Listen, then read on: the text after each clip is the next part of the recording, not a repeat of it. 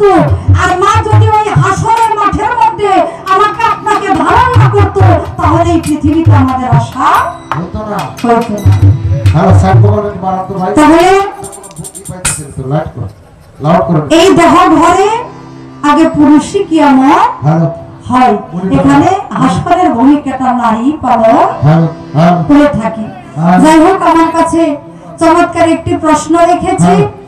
আমার কিয়ামতটা একজন নারী প্রথম জানবে, এটা কিভাবে কখন, মানে সেই নারীটার নাম কি, আমি জবাব দেব। তার আগে আমাদের বড়দি যিনি আজকে মাইকে উপস্থাপনা করতেছেন, তিনি বিশাল একটা কারফিউ জারি করছে। কারফিউটা হলো একটা প্রশ্নের বাইরে যদি আমরা কথা বলি তাইলে আমাদের রোজা নষ্ট হয়ে যাবে। আজকে আমাদের মুখের মধ্যে তালা দিতে হবে যেন একটার বাইরে আমরা কোনো কথাই না বলি। তা আমি কমই বলবো, কারণ আমার কথা তো ভালো নাও লাগতে পারে, কিন্তু যদি ভালো লাগে তাইলে তার দোষ নেই নাকি। আমার বারেক ভাই বলবে যদি তার কথা ভালো লাগে আপনাদের, তাহলে তার বলতে মানা নেই। অতি চমৎকার ভাবে আলোচনা এবং গান আমাদের মাঝে উপস্থাপন করবেন।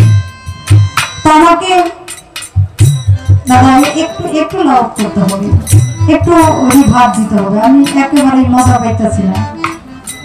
হ্যালো হ্যালো হ্যালো হ্যালো, একটি গান করি। কিয়ামতের 1000 বছর পূর্বে যে আলামতটা হবে, এই আলামতও এখনো প্রকাশ পায়নি। আসলে এই পৃথিবী যেদিন থেকে সৃষ্টি হয়েছে ওই দিন থেকে কিয়ামতের আলামত লগে লগে চলতে আছে। তবে ছোট ছোট আলামতগুলি চলতেছে, বড় যে আলামতগুলি ওইগুলি এখনো হয় নাই। যে আলামতগুলি আসলে আমরা নিশ্চিত হব যে কিয়ামত আর বেশি দূরে। আমাকে একটি গান আগে গাইতে হবে, তারপরে আমি কথার জবাব দিয়ে আমি একটি প্রশ্ন করার চেষ্টা করব।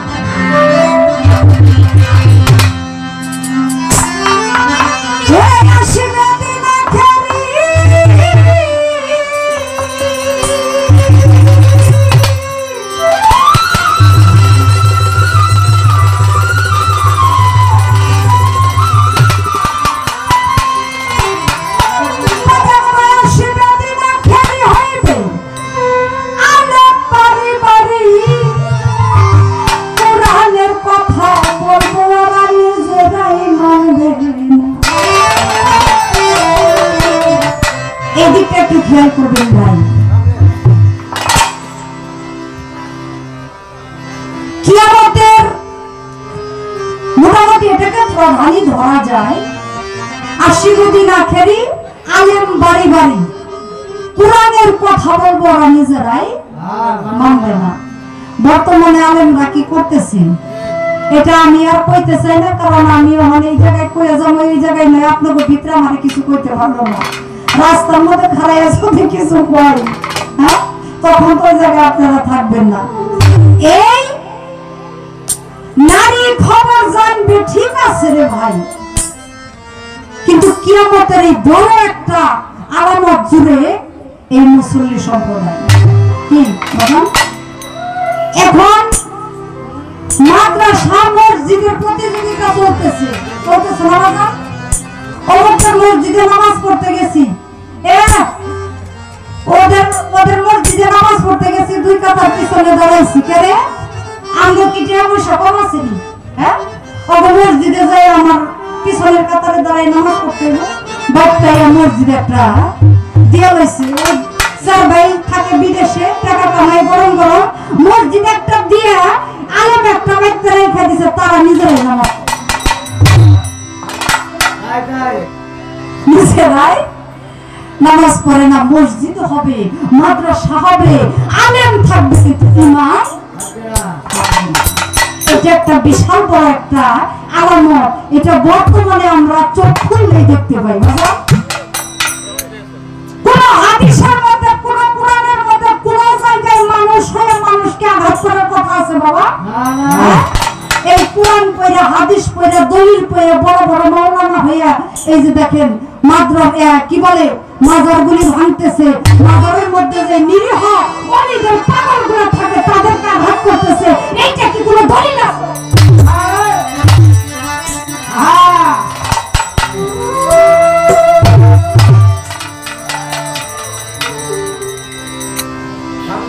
এইটা কোনো দলিল না, এইটাই কি আমাদের একটা বড় আলামত।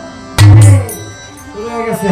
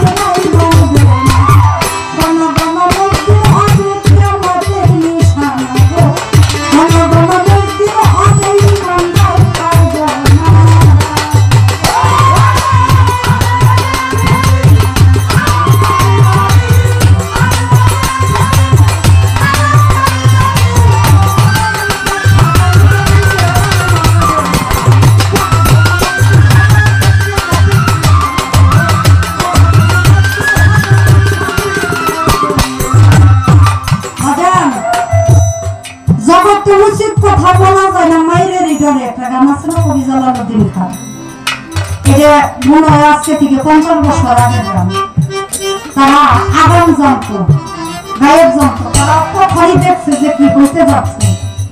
আমার মাতাল গান লেখছে আজকে থেকে 40-45 বছর আগে, ভুল চলেছে বেচা কেনা যাচাই করে না, পীড়িতের বাজার ভালো না, পীড়িতের বাজার ভালো না। আর সোনার বাজারে বিকাল কম, নকল মালের ফয়লা যারা তারাই খুব গরম, তাদের বেচা কিনা চলছে হরদম খুলে নকল কারখানা, পীড়িতের বাজার। বর্তমানে এখন যা হইতেছে এইগুলা তারা আগে বসে বসে দেখছে, কি বাজান দেখা এইগুলা লেখা ধুয়ে গেছে অনেক আগে। এখন শুধু এই উচিত কথা আমরা মায়ের দ্বারা কইতে পারি না। কেন কইতে পারি না? আমরা যারা পীর মুর্শিদের হাতে বায়াত হয়েছিলাম, যেদিন থেকে এই পদ্মে হতা দয়ালের চরণে সুপে দিছি, সেদিন থেকে নয়নের জল ছাড়া আমাদের কোনো অস্ত্র নাই, আমাদের কোনো অস্ত্র নাই। তাই যদি থাকতো একটা মাজারের মধ্যে হাজার হাজার মানুষ থাকে না বাজেন, ওরা দুটা করে একজনে এসে আমাদের মেরে দিয়ে যায়, আমরা কিছু কইতে পারি না। কেন? আমাদের অস্ত্র হাতে নেওয়া আমাদের কাজ নয়, আমাদের কাজ হলো মুর্শিদের প্রেমে নয়ন ঝরাইয়ে, মুর্শিদের প্রেমে আমার খোদাকে লাভ করা, আমার নবীকে লাভ করা। এমন অহংকারী হয়ে যায় অহংকারী, আর প্রেমিক হয়ে যায় বিনয়ী। এবার করতে করতে মানুষ অহংকারী হয়ে যায়, তারা মনে করে খোদারে আমরা কিনে ফেলাইছি, জান্নাত আমি কিনে ফেলাইছি। আর আল্লাহ প্রেমিক, পীর মুর্শিদের প্রেমিক যারা, তারা হয়ে যায় বিনয়, তাদের চোখের জল ছাড়া অন্য কোনো সম্পদ অস্ত্র থাকে না।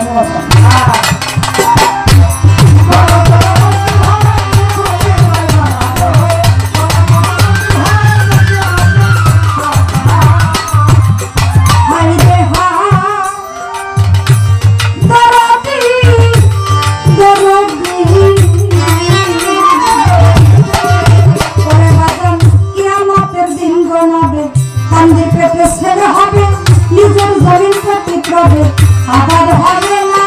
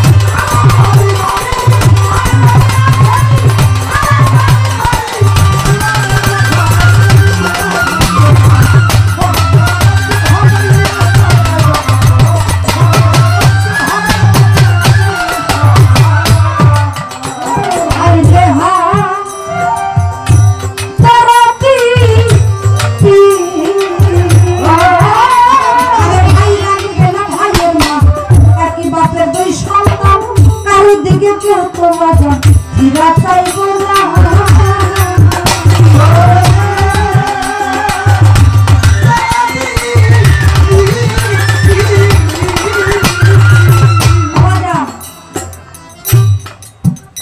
আপনার বাড়িতে 1 ফুট জায়গার জন্য ভাই এক ভাই আরেক ভাইয়ের মাথায় বাড়ি দেয় না এরা কি ধরনের মানুষের সাথে 1 ফিট জমির জন্য যেই ভাইয়ের শরীরে আপনারই রক্ত অথচ একই রক্ত থাকার পরেও 1 ফিট জমির জন্য সামান্য ছোটখাটো বিষয়ে এক ভাই আরেক ভাইয়ের মাথায় বাড়ি দিবে কারণ মানবতা কিয়ামতের পূর্বে উঠে যাবে এটা হলো তার আরেকটা লক্ষ্য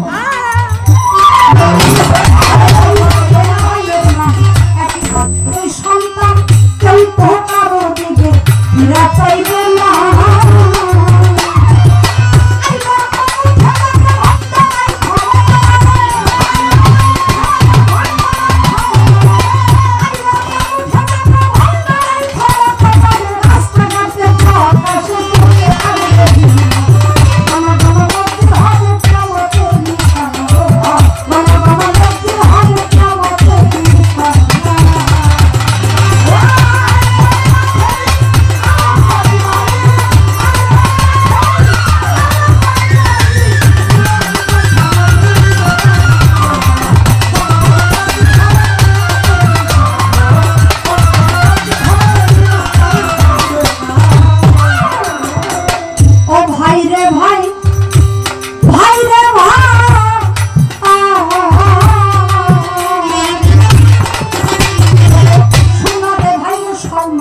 ঠিক রাখতে চাইলেই পাঞ্জাব তলে নৌকায় চড়াই